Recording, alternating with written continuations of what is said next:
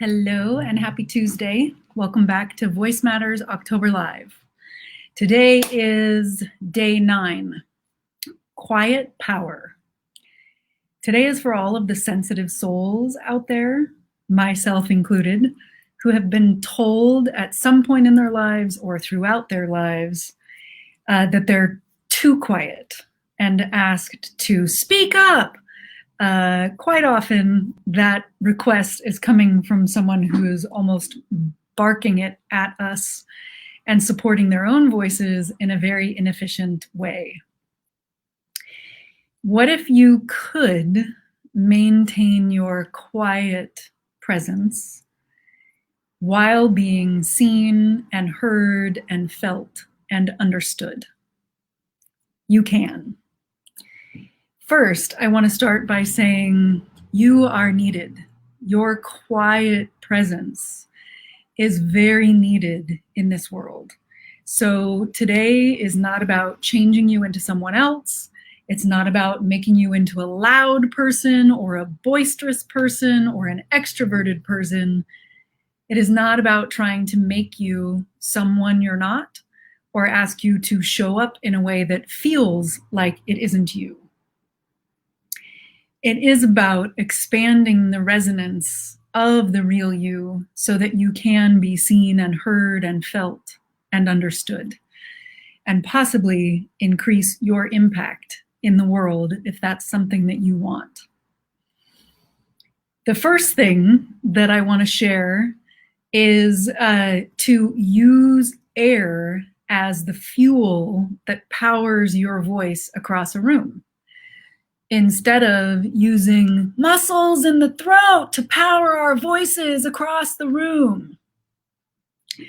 My good friend Alexis Ryan Melcher has said that we're often taught to raise our volume in order to be heard. And what I'm asking is that you increase the volume of your torso to take in more air so that you can be heard. Try that. Inhale, and then go ahead and speak and notice how far across the room your voice goes. Play with it. Get curious. The second thing that I want to ask you to do is to give yourself permission to be seen and heard and felt. Almost to take back the permission that at some point in your life may have been taken away from you. We're raised in a world that often is telling us subconsciously or consciously, don't be too big, don't be too much, don't take up too much space. And if we're on the quieter end of the spectrum and we heard those messages, we've trained ourselves not to take up any space. And most of the Western world has trained ourselves not to support our voices with air. Some of us can get away with it, and others of us cannot. Giving yourself permission sometimes is a little easier if we connect to some sort of why. Why would I be taking up this space that I'm giving myself permission to take up? Setting some sort of an intention to honor a value, to bring our quiet power into the space that needs it, to spread more love, like I mentioned yesterday, being an instrument of love with our voices. Something like that might make it a little bit easier to really fully give ourselves that permission to energize the whole space, to allow our voices to ring out. And then the last thing I want to ask you to do is to take it one breath at a time. Be compassionate with yourself, giving ourselves permission to be seen and heard and felt. For some of us, if we haven't had that permission since sometime in our childhood, it can feel uncomfortable to be seen or heard or felt or hear our voices ringing out in a space in an open, air-fueled way. It can feel uncomfortable or even dangerous to some of us. So find your compassionate edge.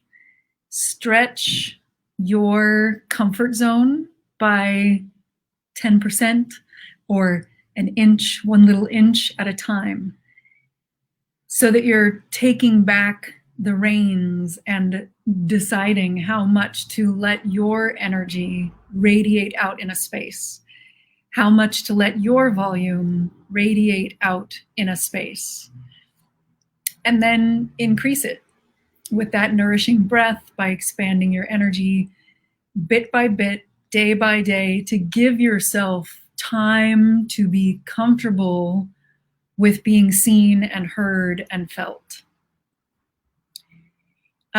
It is very, very, very possible to do this. One example that I have is back before everything was mic'd, actors used to do love scenes in 500-seat or more theaters without microphones. They were not shouting their love scenes at each other.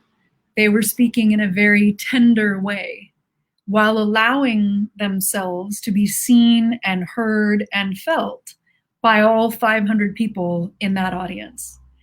They supported their bodies with breath and then allowed it to ring out with that kind of quiet tenderness that is very similar to the quiet power and being yourself, your quiet, powerful self, and yet someone on the other side of the room will be able to hear you and feel you and understand what you're saying. This kind of growth can take time, and it can be easier for some people to have support along the way. If you would like some more in-depth support of myself and of a group of people going through and facing the same challenges as you are, check out my Power 2.0 Master the Art of Assertiveness program. I'll put the link in the comments on this video so you can do that later. And sign up for a session with me, no strings attached. I absolutely love this program and I love the work that I do. So I have to share it so that you'll all know. Sign up for a session with me and I'll help you decide whether or not this is the right fit for you and whether or not this is the right time for you. Awesome. Enjoy stretching past your comfort zone and allowing yourself to be seen. And I'll see you back here tomorrow.